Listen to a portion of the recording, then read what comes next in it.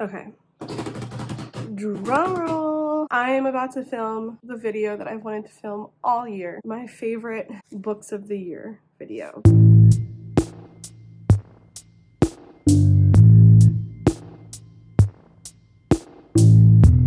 We have The Nightmare Before Christmas, little cast hanging out with me. I did reread some books I'm not going to include on this video. I read the first two books in the Inkheart series. I reread Brave New World. That's a favorite.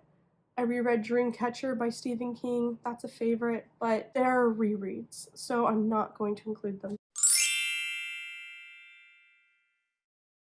Never Anyone But You by Rupert Thompson. Super special about this book is that this is the first book I read while vlogging on this channel. So that's also an extra element of nostalgia for the book. It's a sapphic romance historical fiction. It's trying to tell you what it would have been like for Claude Cahun and Marcel Moore. There's not enough literature written about these women. They were Jewish women that were alive during Hitler's rise to power, and they used their artistic and writing capacity to take the propaganda that was being given to Germans and German soldiers and were putting the facts out there, what was really happening. And they helped change the minds of a lot of brainwashed people. And they really should be remembered for their acts of bravery and what they did. They were imprisoned and tortured. So something I didn't know, but I just found out reading the first page, is David Bowie actually rates Rupert Thompson. Rupert Thompson wrote a book called The Insult, and it was shortlisted for The Guardian and chosen by David Bowie as one of his 100 must-read books of all time. So, wow. So David Bowie likes this author too, and I definitely am going to have to add The Insult to, a priority book to read, because that's quite something. I loved this book. One thing I'll say about this book is it's a slow burn. You're just there vibing. This book tells how they met, how these two young women meet, and it kind of follows some of the key points of their lives. But the plot is just their life. There are a couple of rambling pages, kind of remind me of Tolstoy. If anybody here has read Tolstoy, Tolstoy goes on rambles. Tolstoy is an amazing writer and his books are renowned. But I mean, nobody cares about farming as much as Tolstoy does. So just be aware of that. But overall, I loved this book. Now, if you love historical fiction and you love sapphic romances, I think you will love this book. It was a beautiful story based off of very empowering women, and I'm so glad I read it. And so this is the first book of my favorite books of 2022. Firekeeper's Daughter by Angeline Woolley. I loved the really very vivid pink, blue, and orange tabs. I loved this book. I know that it may come to a surprise to some of my booktuber friends. I know Darian loved this book too. Hey Darian, if you watch this. So this book is about a Native American community overtaken by a situation revolving around drugs, and the FBI gets involved in the situation. And this book, the way that it was written and the way that the story was being told, it had an impact on me, because there were several things talked about, almost like to help and give a lesson to help the people that are listening to the story. It's also about community and about what happens to women on reservations. There's definitely harrowing things in this book. I picture this author as a storyteller, almost in like whenever you're sitting and somebody's just like verbally telling you the story and is bringing it to life. You're listening to a female Native American author explain a young woman's journey in helping her community and the women in her community. I found it so captivating in how the story was written. Dare I say that the magic of this story isn't by checking all the boxes, but by capturing an essence of storytelling that is unique to this author and her community. there's just something so magical, and there's so many lessons brought forward. This book talks about hard-hitting things, what happens to women in reservations, it talks about rape, it talks about drugs, it talks about losing loved ones. And yet, while it's harrowing, there's just something empowering about the main character, and there's just something so beautiful and rich about how she and her community is together and how this author tells a story. I think this book is unique. I absolutely appreciate this book. I'm so grateful I had the honor of reading this book, and I had a very emotional journey with this book because it was very hard-hitting. And this cover too, oh my gosh. Just know that I really appreciated that book. The Girl and the Goddess by Nikita Gill. This is a book written in verse. It has beautiful artwork. It's about a young lesbian woman who grows up in India where it is illegal to be a woman and to be with another woman. And it talks about her journey, and it talks about partition, and it talks about her wanting to be an artist, and it talks about her beliefs and her culture. And it's the first book I read this year. Oh my god, it was just 10 out of 10. I definitely want to reread this book. And I feel like this book doesn't get enough hype. I feel like not enough people know about this book. And I'm telling you that The Girl and the Goddess should be in your cart when you buy a book. Choette by Claire Oshinsky. I don't know if I pronounced that right. I loved this book. I read it with a group of friends. It was very divided opinions. Half of my friends hated it, half of my friends loved it. And it's really funny because, like, when I say loved or hated it, I mean they either said it was their favorite book of the year, one of their favorite books of the year, or they put it on their least favorite books of the year. Like, it's that opposite. And the thing with this book, it's so abstract, it's absurd. This book is about, it's explaining the feelings that, in an extreme fashion, that a woman felt when their child is neurodivergent. And it talks about the real-time feelings of like anger and pain and love and happiness. Okay, so my camera stopped recording. But what I was saying is, what I think this book is doing is whenever you experience such an extreme level of pain or sadness to where it stops being, it takes on its own reality. You're in so much pain that it stops feeling like physical pain in the realm of normal understanding. And also when you reflect back on that amount of pain or emotion, mixture of emotions, an experience, when you reflect, and the way that you remember it is not by maybe the visuals, but by what it made you feel. It's an experience that becomes secular, it becomes its own entity. And I feel like this book is her explaining that level of emotion and that story, that part, that piece of her life in a way that she can verbalize it in an abstract fashion to where we can start to understand how it feels for her. And sometimes you can tell somebody what something is like, but they don't understand. They can't understand unless they experience it for themselves. So she's giving you her experience in the best way that she can. And I found that to be a piece of art. Another thing is that this is a story about having a neurodivergent child, but it's also about being a strange mother in itself, about being strange and different. And I connected with the mother in the story, and for people that have read this book, they're probably like, what the hell, Rebecca? But I've always seen myself as being like a cool aunt with my nephew and nieces, but I never knew if I could ever be a parent just because I feel like I am very strange. And I connected with the mother and how she mothered, because it's very obvious that she loves her kid, but She's definitely not like anybody else around her. You either love or hate this book. Like, straight up, either it's on your least favorite books of the year, like some of my friends, or it's on this list, like myself. The other person that liked the book, they said it was their favorite book of the year.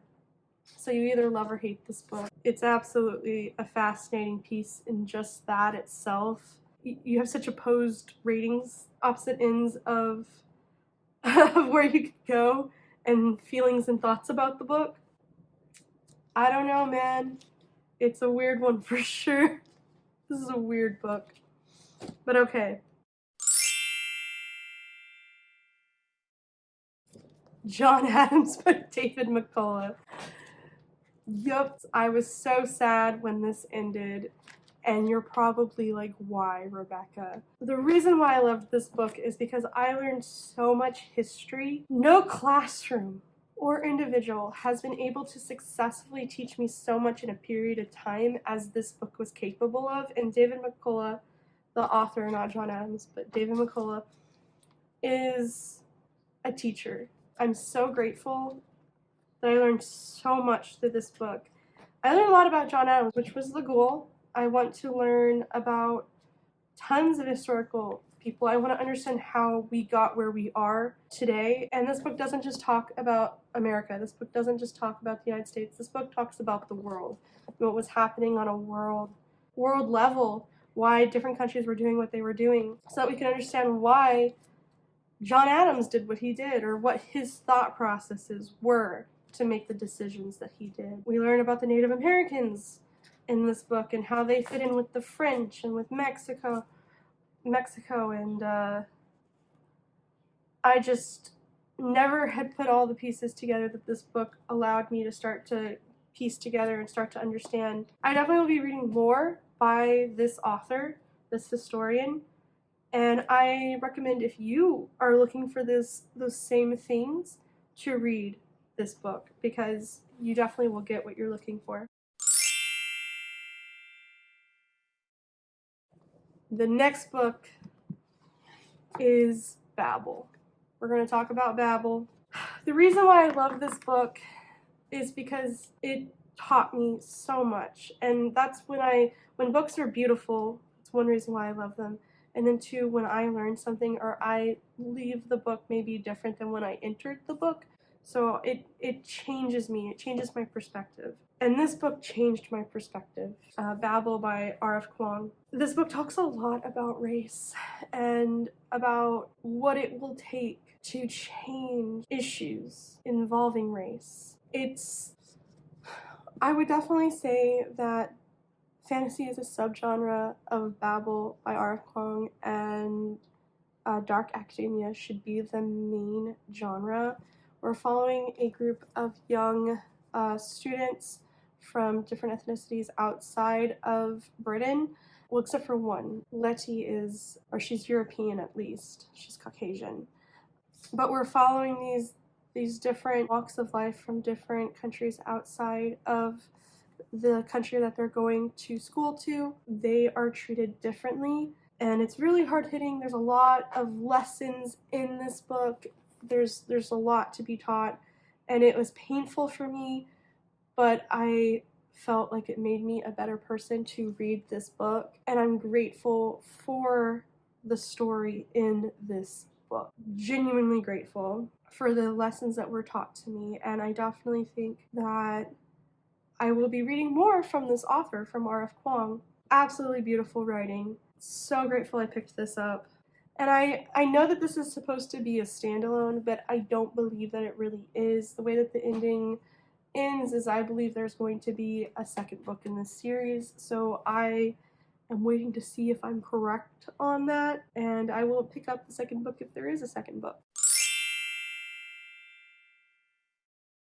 Where the Crawdads Sing by Delia Owens. This book is a historical fiction. It's about a young woman named Kaya that lives in North Carolina. She lives in the marsh. She's been abandoned. Her mother and siblings have all left, and then she was alone with her father.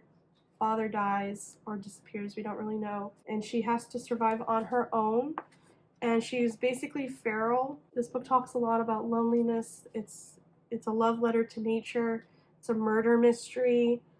There's a movie based off this book now, and I just was blown away by this writing. It's controversial because it's a murder mystery book written by an author that may or may not have killed a poacher. We don't really know, and you can tell that there's a lot taken from the author's, like, I would say, heart and soul, and put into this book as somebody that finds nature to be their first love and to be what they connect to. This book is beautiful, and there's a reason why it's so well loved. And I get nervous because I have friends that are picking this book up, and I'm scared they're not going to love it because I love it so much, and I connected with this book. This chef's kiss. Sundial by Katrina Ward. It's absurd that a book that would be in the spooky section of the bookstore has made it onto my favorite books of 2022, but this book is an absolute masterpiece. This book in particular is about a mother and her 2 children and her husband. They have a broken family. There's definitely unhinged minds within the family, and you don't know who to trust. I did not see the ending coming. In this book, she takes her daughter out to a ranch that she inherited from her family to try to connect with her daughter. Her art, her masterpiece is that she's able to take something that should make you want to vomit or run away or close your eyes, but yet she presents it in a way that confuses your senses, and yet you're like, wow, that's kind of beautiful, but oh my god, how could I say that about such a thing? So I loved it. I will read anything by this author at this point. I once again did not see the ending coming. It took me by total surprise. I loved that. I don't remember the last time a book really did that. I usually see endings coming. I'm usually just along for the ride and the vibes, but absolutely had no clue what was coming my way when I finished the book. So I loved it so much. I absolutely loved it.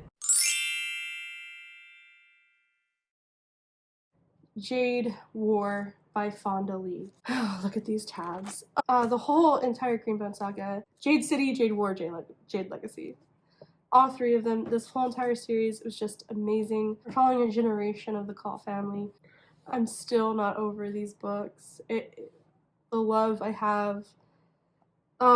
It's a generational story. We're following a family that is a clan. The 3 children of the Call family, we follow them when they first come to be in charge and power of their clan, all the way until when they're older in the last book and they're getting things ready for the next generation to pick up the mantle. There's other clans on the island of Kekon. They're basically at war with other clans, and then there's other countries as well outside of Kekon. There's, enemies at every side, and you're following their journey at keeping their clan safe and making sure to keep things running smoothly. And it's painfully beautiful, and there's so much action, and there's fantasy involved, and it's a true journey. Fonda Lee, oh my goodness. How did she think up this world, and how did she execute the writing for this world so perfectly? What are you doing if you're not reading the Greenbone Saga?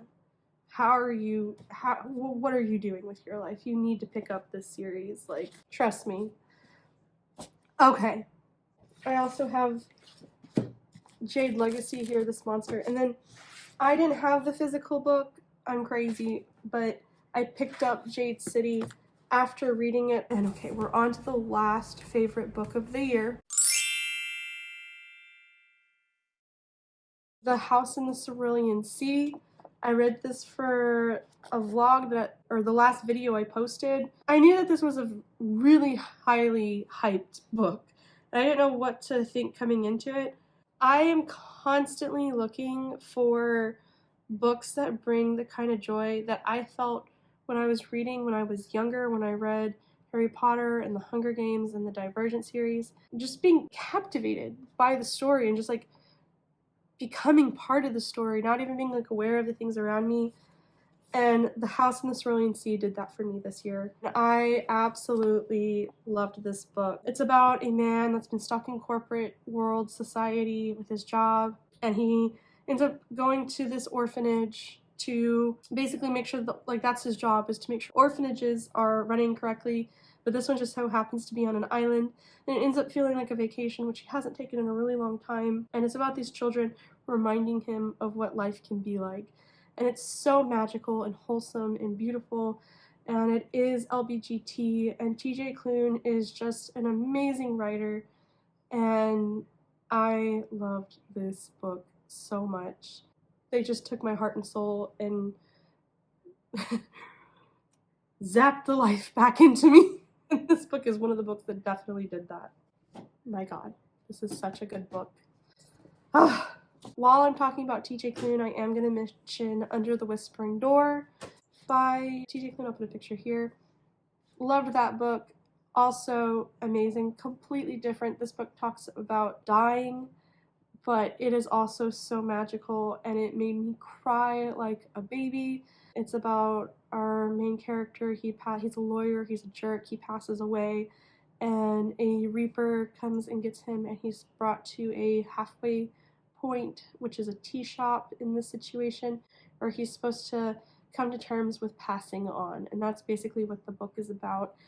And it's got the TJ Klune ingredients of being so funny yet so wholesome. It's LBGT as well, and it just is just so good. 10 out of 10, 5 out of 5, recommend. TJ Klune is now one of my favorite writers. Those are my 10 favorite books of the year. And besides that, thank you so much for watching. Let me know what your favorite books of the year were. If these were also your favorite books of the year, let me know. If you disagree, let me know. Consider liking and subscribing. Vex Books signing off, guys. Bye.